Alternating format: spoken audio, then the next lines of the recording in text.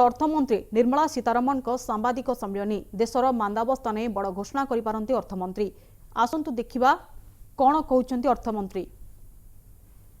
Expected to monitor and also to speed up all ITC refunds.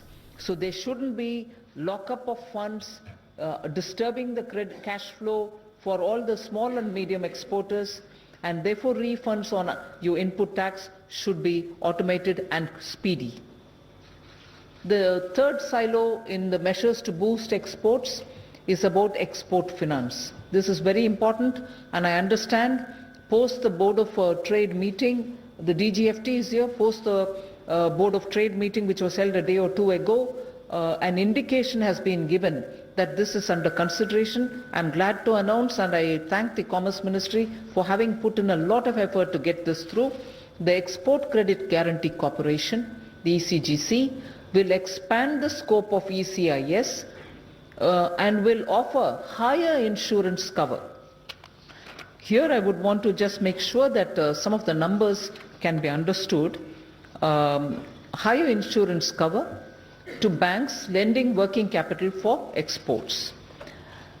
Premium incidence for MSME will be moderated suitably, which is when MSME pay their premium towards guarantee that they receive from the ECGC, the premium that they pay will now be far lesser than what they had paid earlier.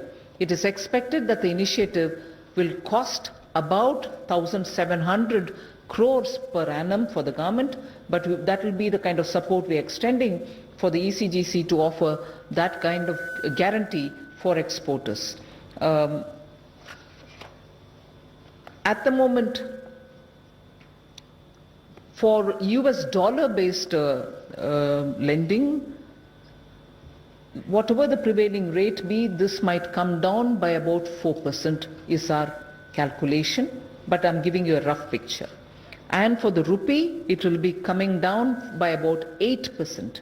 So that is the kind of difference it will make because of this facility that we are extending through the ECGC, and therefore the burden on exporters, particularly when they borrow and take credit and do their business, the burden shall come down. The credit insurance scheme, export credit insurance scheme, will benefit because of this extension of 1,700 crore per annum from the government for the promotion of credit guarantee by the ECGC.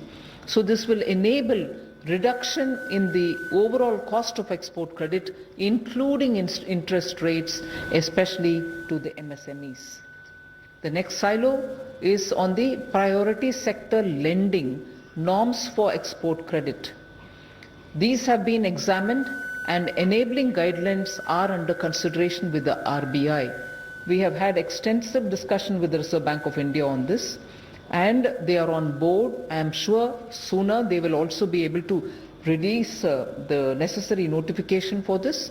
This will release an additional 36,000 crores to up to 68,000 crores as export credit under priority sector, because banks use this in their basket of lending portfolios. When the priority sector lending category comes with this additional infusion, priority sector lending for export credit will increase, and this will give greater impetus for export sector.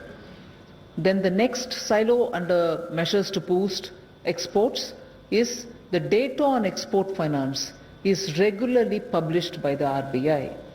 However, now export finance will be actively monitored by an interministerial working group, so that there is, hopefully, if this is going to immediately make a big difference, this might even look at it on a weekly basis. So interministerial working group is being formed, which will monitor export finance actively, and that will be located in the Department of Commerce. The Department of Commerce will run it, and it will also be tracked through a dashboard, reviewed with institutions, and also with active intervention being carried out where necessary. So the interministerial group will do a weekly monitoring. Export finance will be continuously checked, and also making sure the dashboard is available for everyone to see as to where the money is going and where it is getting clogged up, so that we can help remove any congestion. The next silo on export facilitation is leverage technology to reduce time to export or turnaround time. This is a very important step forward.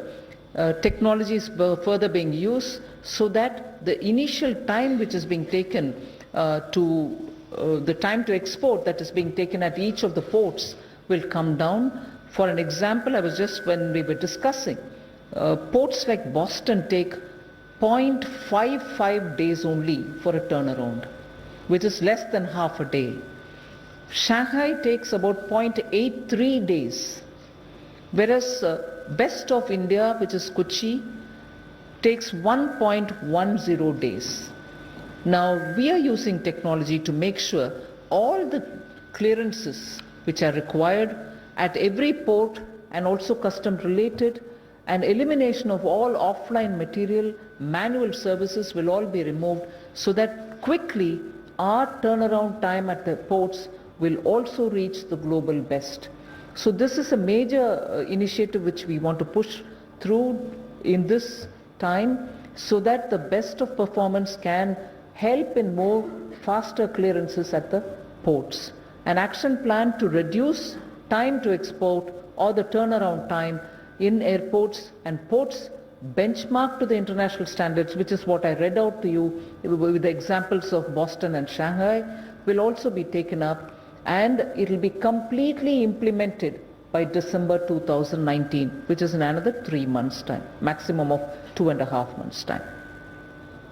Actual turnaround time will be published in real time for everyone to see, for each port and airport, to push them to improve performance. So that's going to be available for you and me to see, and we can always monitor so that there's a greater sense of competition among ports.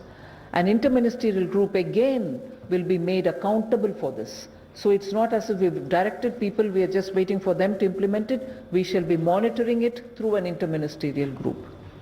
And the last but a very populist and attractive option is India shall hold annual mega shopping festivals, like the way you hear in Dubai, in an organized large-scale basis, and across the country in 4 different destinations. By March 2020 it should happen. The themes shall vary. They shall be gems and jewelry, handicrafts, yoga, tourism, textiles and leather, so that there is a greater push and promotion, a global thrust immediately for people to come and see and make their connections, make their contacts for large-scale purchases, or for instantly having ideas of connection between manufacturers and sellers. So this mega shopping festivals will enthuse all these small and medium manufacturers of our handicrafts, and also who are linked with tourism to benefit from. So in order to boost exports, these are some of the main steps. The 5th silo in my case is the free trade agreements. We'd like to clearly indicate to you and through you the special FTA agreements that FTA agreement utilization mission that we want to launch. What does that indicate? We have several FTAs, and the sense whenever we interact with the industry or exporters is that they don't seem to optimally utilize the existing FTAs, leading to periodically, even you from the media have asked us, are you reviewing the FTAs? Here what we are telling you is, for an effective utilization of the FTAs, which already are with us, a senior officer from the Department of Commerce will be set up to monitor an FTA utilization mission. What would he or she do? To work exclusively with the Federation of Export Organization and with the export houses. You know, there are nearly 32 export-related associations, federations which are partly associated with the Commerce Ministry.